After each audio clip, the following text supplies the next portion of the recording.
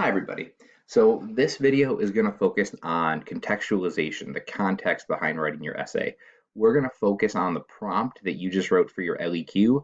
I know on the DBQ, on your final exam, it's going to be a DBQ, but between the LEQ and DBQ, your introduction should be exactly the same. You should leave the introduction with your contextualization and your thesis already done so you can move on to the rest of your essay, already earning 2 points. If you have a really good contextualization, you have a really good thesis, you're going to be in good shape. If you fail to set up your contextualization and thesis, you're going to have a really hard time with the rest of the essay. So contextualization. Contextualization is the best way I can describe it is background information that leads into the event or the development that it's asking you about. So it describes a broader historical context relevant to the prompt. This response must relate to the topic of the prompt, to broader historical events, developments, or processes that occur before, during, or even continue after the time frame of the question. This point is not merely awarded for a phrase or reference. So you should recognize this new rubric. This rubric was one that Tom Ritchie created, and it's for your AP exam DBQ. As you know, it's going to only be one question. This is how it's going to be graded.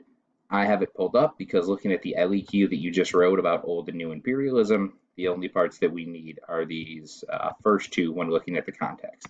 So again, you want to have both of these points by the time you leave your introduction. So those of you that have done really well all year, great. But remember, it's all going to come down to one question they ask you, one DBQ. If you're someone that would have scored 45 out of 55 on the multiple choice, done really well on the SAQs, unfortunately for this exam, that doesn't matter now. So you have to make sure that you are fully prepared with the content and the skills to be able to write a DBQ from time periods 1, 2, or 3. If you're someone that's nervous because you've struggled a little bit this year with information or multiple choice and things like that, this can be a good thing. If you use this next month and if you stay with me, we're going to make you an expert at writing this DBQ. So hopefully, no matter where you are, we can get everybody up to the same point. But it's going to be work, but I promise you, if you pay attention by the end of this, hopefully we can have it. So we're going to focus on the context. You can see 3 different contexts that are written here. And you can see that I gave them all a 0 out of 1 when I was going through and grading them. Maybe right now you want to pause the video, read through them yourselves, and decide why did these not get it. See if you can be critical of other people's writing and go through. And before I tell you why these 3 didn't get it, can you figure it out for yourself? So if you want to take a second, do that. Might be a good idea. So let's look at the first one. Context number 1. I did not give this a point. It says colonization started around 1500 thanks to new inventions like the caravel, sextant, and compass. Countries were now able to explore the new world and establish colonies or trade posts. So right after that, it went into his thesis. What is the problem with that? The information they have there is great context. It's definitely relevant to the prompt, and we'll go over it one more time. Evaluate to the extent to which Europe's interactions with its overseas colonies in the period 1500 to 1650 differed from its interactions with its overseas colonies in the period 1850 to 1914. So what is wrong with this first one? Hopefully you said, Mr. Weaver, it's so short. So everything they put here is correct. It's relevant to the prompt, but it's too short. Again, remember, your context should be 4 to 5 sentences that really set it up. So this one is unfortunately too short. It has accurate information. It has good information leading into it, but it's too short. You want to pretend the person reading this really doesn't know what is going on in history, and you want to introduce what's going on here. They could have went more into the 3 G's, which are God, glory, and gold. They could have mentioned that the Ottomans cut off, land access. Apparently, I can't spell Ottomans. There we go. Cut off, so they needed to find a new waterway. They could have used any of those other examples to explain it. Then they could have talked a little bit about what colonization was like in the Americas. So this one did not get it, not because it's not accurate, not because it's not good context, but because it just doesn't go far enough to get the point. So if you questioning whether or not you did enough, always try to add a little bit more. You don't want to be skimpy. This is the first thing the grader is going to learn about you is how you set up your context. You want them nodding their head as they go along and read this as you show that you understand the historical background related to this prompt. All right, so let's go on to context number 2. This one's a little bit longer. In the 1500 to 1650, the Europeans had the colonies just for supplies and labor work. They were just draining the resources and natives for the land there. The mercantilism was a system in which the colonies were just to support the mother countries. The people of the colonies, such as the Incas, died from diseases in the fights between them, and the Europeans, some also became slaves. So this one is longer, but it's a bit more general. Mercantilism is something great, but you can see that it's only here described in one sentence. It's really just to support the mother countries. How? It didn't really go into explaining what mercantilism was. It doesn't explain why they took over the colonies. It starts, I feel like, a little too late. It doesn't give any of the background information about why colonization started. It does mention a little bit how it treated them, but it's very general. And again, this should also be a little bit longer. Let's see, this is 1, 2, 3, 4 sentences. 4 sentences can be enough, as we'll see as we keep going on. But this is a short 4 sentences, and it really doesn't explain the historical background of what's going on to get the point. All right, let's look at context number 3 here. Also did not get the point. The Europeans sent many explorers out in the world in the late 15th century. It started with Christopher Columbus and his voyage to the Americas. He was sent by Ferdinand and Isabel of Aragon. This had led to Europe's rapid colonization. Before the year 1815, France had tried to dominate the European nations in the Napoleonic Wars. With Great Britain being their rival, the Congress of Vienna was created after Napoleon's defeat at Waterloo in 1815 to stabilize Europe. Because of this, Europe had ideas to colonize other parts of the world. So this one is a bit longer than both the first one and the second one. And again, this one starts off really good. All of this is, now this is, a really short sentence. This isn't really saying much. But so if you count this as 2 sentences, not bad. Europeans sent out to explore the world. It doesn't mention why right there. It could talk about, because the Ottomans blocked it off and they needed a faster route to Asia. But then it mentions Christopher Columbus sent around. But then it time jumps, which leaves a big blank in between there. It doesn't mention the 3 Gs, the motivations for it, the new technologies, what happened when they got there. It jumps to 1815. But its jump isn't just what's wrong with this. All of this is accurate information.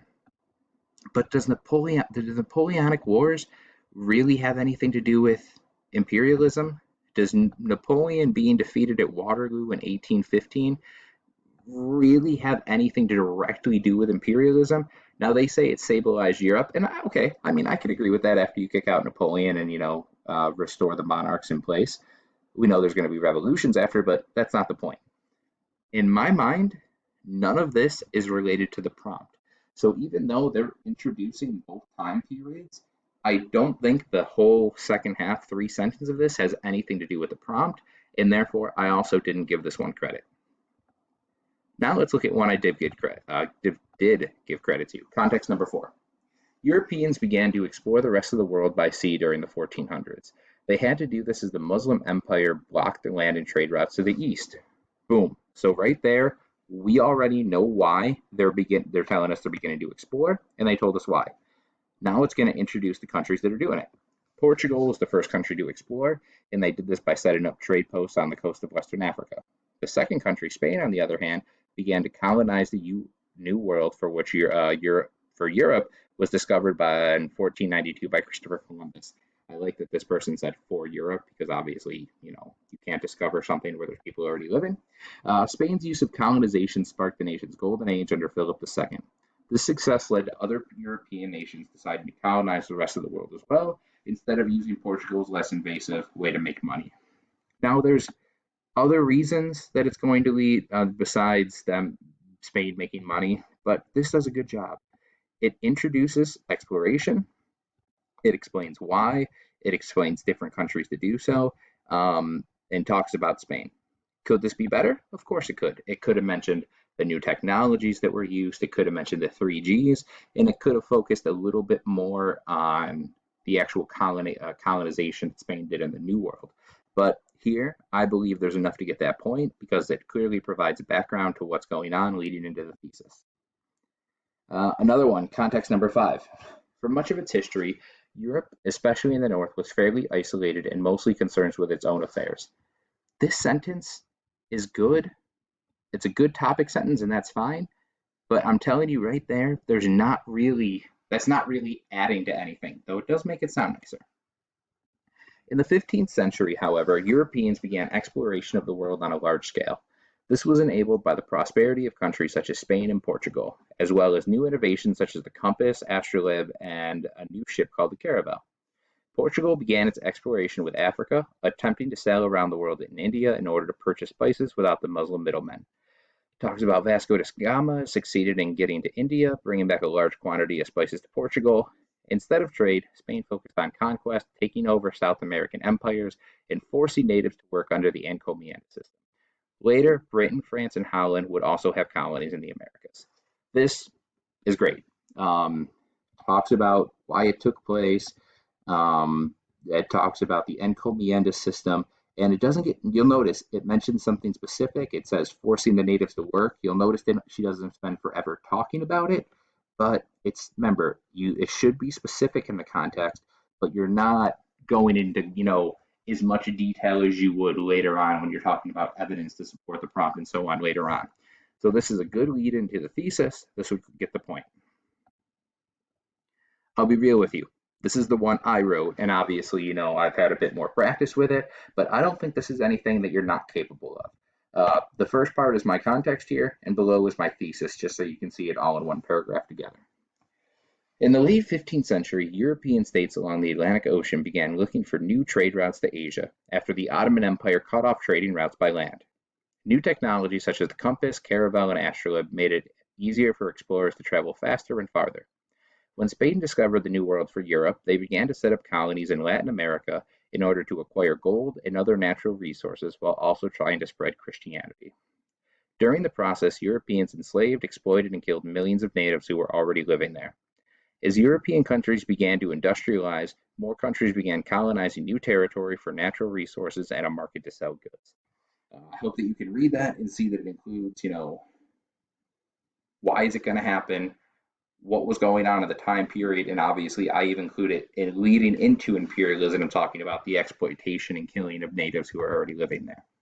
That leads into my thesis. Europeans' interaction with its overseas colonies in the period 1500 to 1650 were very similar, so that's my argument, to its interactions with the overseas colonies in the period from 1815 to 1914, line of reasoning, because in both cases the native people's labor was exploited and the goal was acquiring natural resources.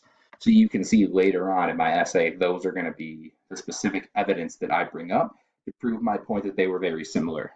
You can see at the end I added on, however, over time, the type of resources changed due to industrialization. So that'll be my alternative point. You'll notice I'm not contradicting what I said. I'm not saying they were very similar, but also very different. I'm saying they were very similar. However, the type of resources they have is going to change. So contextualization. I think this is 5 sentences. You want to be very direct with what you're trying to say. You want to set up the story and the time period related to the prompt that you're going to be talking about as you go on. So this one is obviously all about contextualization. We're going to practice writing one for the DBQ, but you can see contextualization. 4 to 5 sentences, if those 4 to 5 sentences actually say something.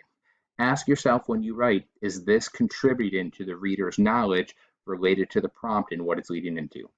So, describes a broader historical context relevant to the prompt. Again, relevant to the prompt, broader historical events, developments, or processes that occur lead to it before, what happens during, and can even continue after the time frame of the question. This point is not awarded for merely a phrase or reference. And remember, any information that you use in the context cannot be used later on for any other points, including outside information or any other specific evidence. So what you use in the contextualization is only contextualization. Hope this was helpful. Let me know what questions you have.